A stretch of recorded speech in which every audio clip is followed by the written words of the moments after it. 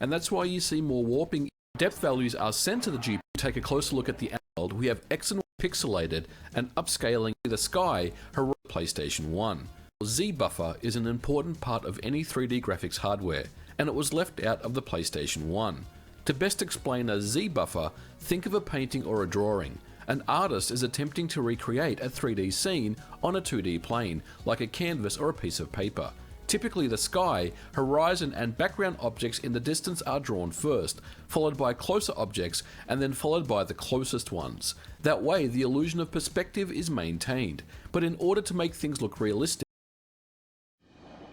Stand by for action. The base is under attack. Impede the enemy's advance until the main fleet forces arrive. This is Base Commander. Good luck. Try not to lose a single ship and save our base structures from destruction. Reconnaissance data suggests the principal attack will be launched in 10 minutes. If the outer radius of defense is broken, the attack will begin earlier.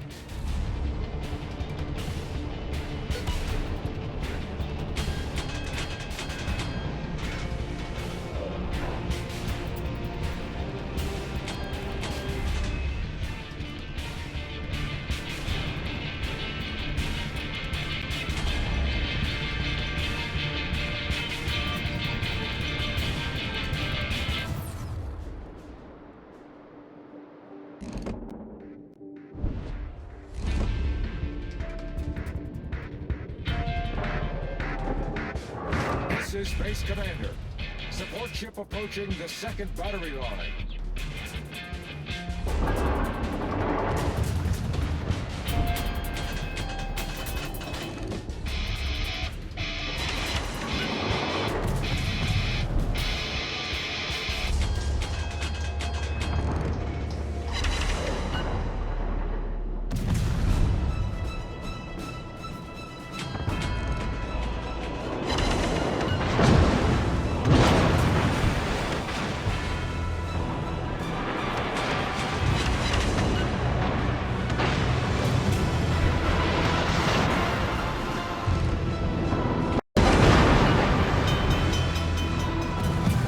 災の発生を確認。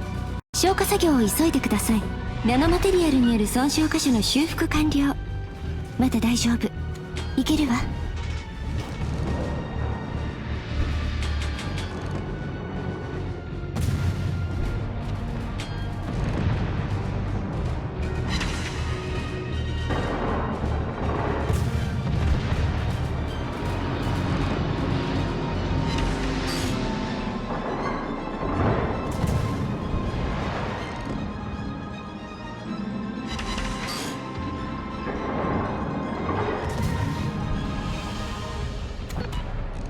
Reconnaissance reporting. Second attack launched.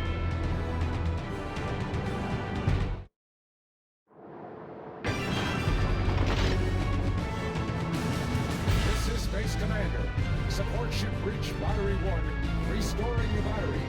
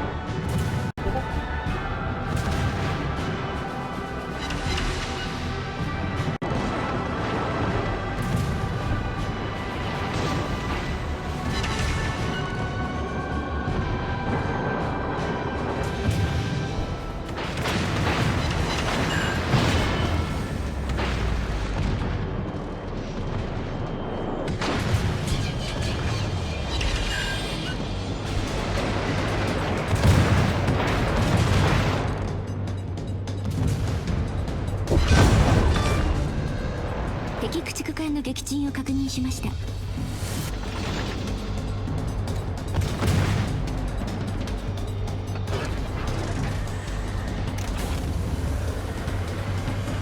重力子エンジン緊急出力。ちょっと荒っぽくいきます。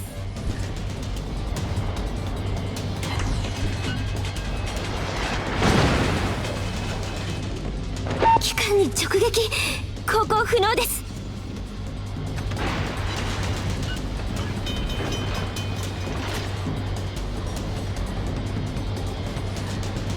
ナノマテリアルによる損傷箇所の修復完了。まだ大丈夫。いけるわ。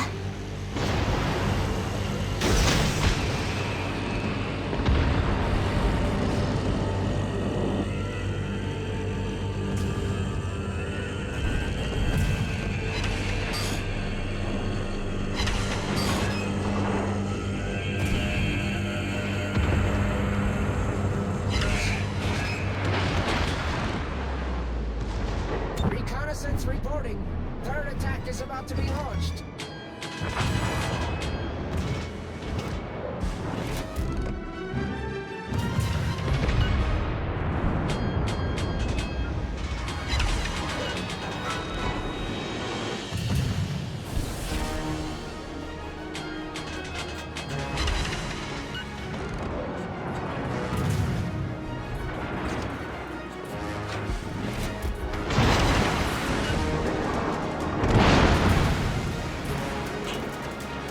火災の発生を確認。消火作業を急いでください。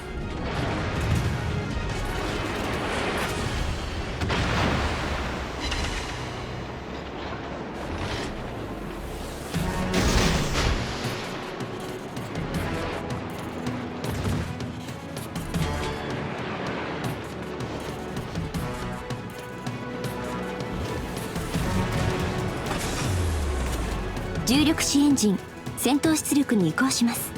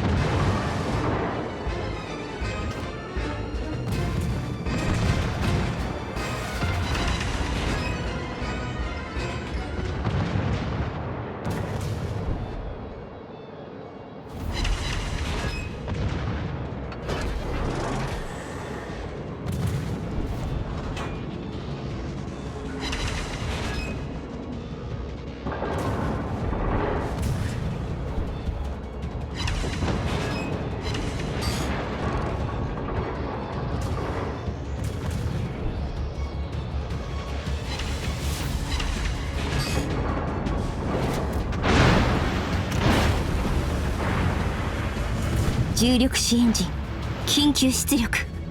ちょっと荒っぽくいきます。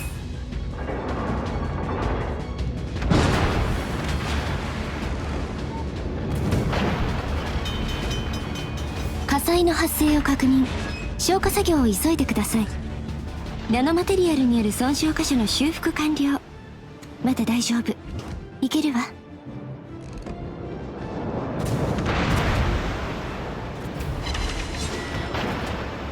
Attention. Defenses are overrun by the enemy. The principal attack is about to begin. This is Base Commander. All batteries restored successfully. Support ship returning to base. Reconnaissance reporting. Principal attack is underway.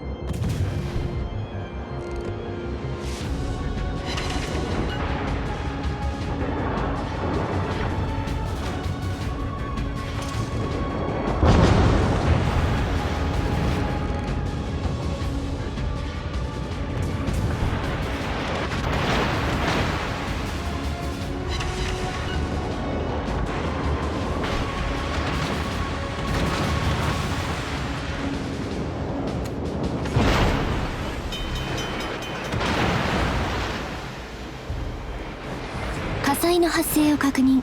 消火作業を急いでください。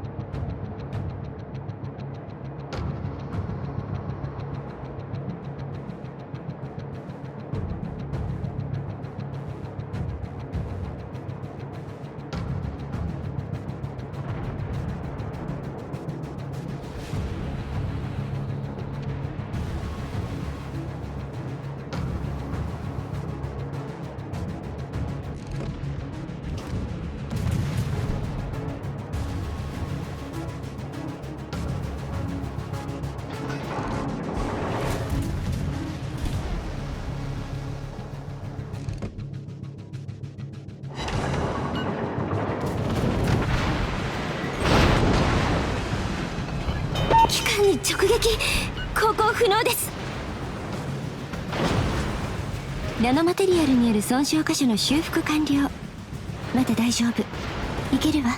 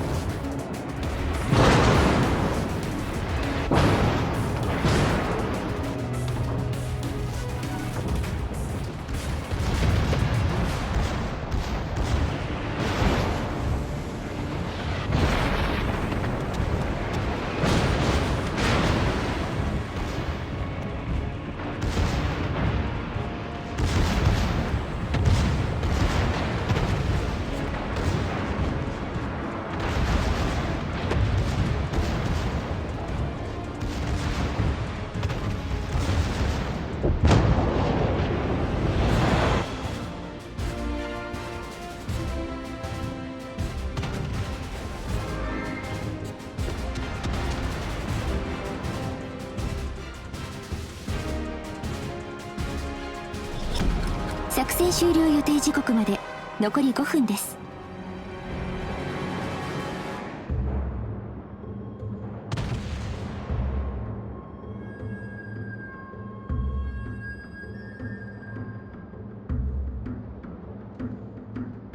This is Base Commander. All port structures destroyed.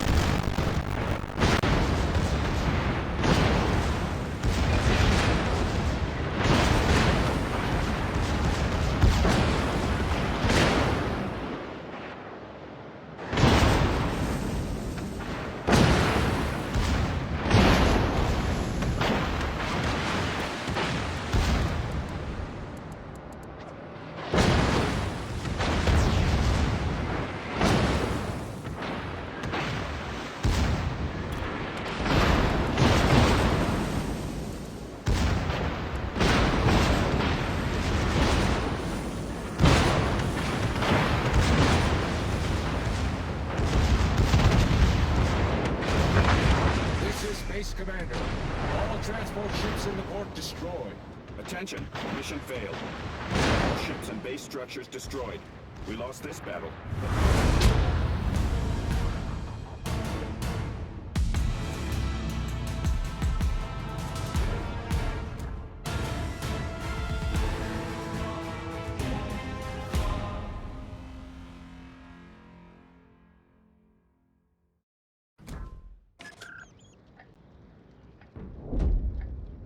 The hidden surfaces must not be filled in. In a 3D world, we have X and Y coordinates to determine placement, but the Z or Z coordinate is used for depth, or in other words, how far from the camera the object is being placed.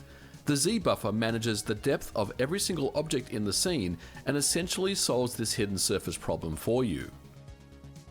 On the PlayStation, the GPU lacks a Z buffer, so no depth or Z information is ever passed to the GPU, and there is no way in hardware to do proper hidden surface removal. As an example of lack of Z buffer, let's consider the original tech demo, the T-Rex, that stunned developers with the power of the PlayStation. If we take a closer look at the animation of the T-Rex, everything is rendering correctly with the triangles furthest away from the camera, hidden by the body of the T-Rex that's closer to the camera. So, we just said that the PlayStation has no Z buffer in hardware, so how is this possible? Well, it doesn't mean that one can't be built in software, and that's one of the complexities for the developer. Essentially, triangles need to be sent to the PlayStation GPU in order of depth, with the ones furthest away being sent first all the way to the nearest ones. The hardware will still render it for you and hide polygons that are furthest away. So what exactly is the problem here? And why can't the developer just sort the triangles in correct order and pass them to the GPU? Well, that's exactly what most developers did when they developed games for the PlayStation. The problem here is that textures need to be applied to each polygon, which rely on accurate depth values. Because no depth values are sent to the GPU, textures are applied with what's known as affine texture mapping. The edges of the polygons are correct, but the textured scan lines drawn between the edges to fill them don't calculate perspective. Each texture element or texel are the same size, and the result is this. A way to improve this was to break the polygon up into smaller triangles, but this may mean lots of processing is done on non-essential parts of the scene, like room models, floors and ceilings. With less triangles generally in floor textures like racing games, they may generally be larger in size, and that's why you see more warping in the floor on many games. The Nintendo 64 has proper perspective calculation and a Z buffer. It also has MIP mapping, and as you can see with the comparison with Mega Man 64 and Mega Man Legends on the PS1, the wall textures on the PS1 show signs of warping due to the affine texture mapping. On the Nintendo 64, the perspective calculation is accurate. There's also other issues due to the lack of Z buffer. If we consider these three rectangles and trying to render them without a Z buffer, which rectangle is closest to the camera and which ones are hidden? Once again, a solution may be to break these rectangles into much smaller triangles and hide them, but this comes at a cost. It also is not entirely accurate. Back to the T-Rex demo, as we see the dinosaur walking, you can see the textures popping in and out at the hind legs. This is because of the lack of Z buffer. It's left up to the programmer to determine which triangle gets displayed and which one does not. There's also the phenomenon where polygons would jitter around for no apparent reason. This is another side effect of the PlayStation 1 hardware. Remember we mentioned earlier that the PlayStation does not support floating point values. This is the root cause. The PlayStation uses fixed point integers. Essentially this means that the vector calculations that are needed to rotate, translate and calculate new values was integer only. The GTE only ever outputs results as integer pixel coordinates without any fractional portion. The PlayStation cannot display any subpixel movements, and the polygons would just snap into place until one of its vertices moves enough to snap into a different pixel. This is the dreaded wobble effect that you see on many games and is a part of the fabric that makes up the PlayStation 1. But as 3D hardware is much more powerful these days, advances in PlayStation 1 emulators means we are able to patch and fix these issues with Z-buffer and subpixel movements to remove the warping and wobble of polygons. These are simple emulation options that can be applied, and in many ways, this makes the games much different than how they used to be. It's fair to say that these issues would have driven programmers mad, having to develop sorting algorithms, determine the number of triangles to use, how to reduce warping and wobble. It wouldn't have been fun. But these days, people seem to embrace the PlayStation 1 graphical style, calling it retro, and it's something that you can download and use shaders that accurately will reproduce PlayStation 1 style effects on engines like Unity. And I personally wouldn't have it any other way. The PlayStation 1 with its quirks, the wobble, the warping, all these issues remind me of the golden age of video games in the mid to late 90s, where games were starting to mature, arcades were becoming very popular, and 3D on home consoles were just getting started. It's really hard to know why Sony omitted these features from the graphics hardware on the Sony PlayStation. I think if I was to guess, it's probably to cut some costs on the retail price of the system. It wanted to be very competitive with the Sega Saturn and the 3DO, and obviously it completely destroyed the competition. But additional hardware features that get added to 3D chips and the architecture end up costing more money, end up costing more R&D money, and ultimately would increase the cost of the system. So I think maybe they felt like these features could have been left out in order to keep the cost to where it was at $299 US. But of course, I am speculating. I really don't know why those things were left out. And if someone that is more affiliated with Sony at the time has a better understanding of why, I would love to hear the reasoning for, you know, some of the omissions that were made. But of course, it was also, you know, early 3D, and we were still kind of feeling our way around, you know, hardware 3D acceleration with the earliest 3D FX cards that came out. There were emissions in those cards as well that, you know, had similar types of issues, but it did have a Z buffer. I know that for a fact. It definitely had a Z buffer, but there was, you know, the texture warping stuff that was going on in some instances as well that I certainly recall. So who knows, maybe it was just, you know, the immaturity, I guess, or the early days of 3D acceleration that was something that, you know, hardware manufacturers and architects were trying to figure out as they were learning about 3D and all the different ways to get good 3D on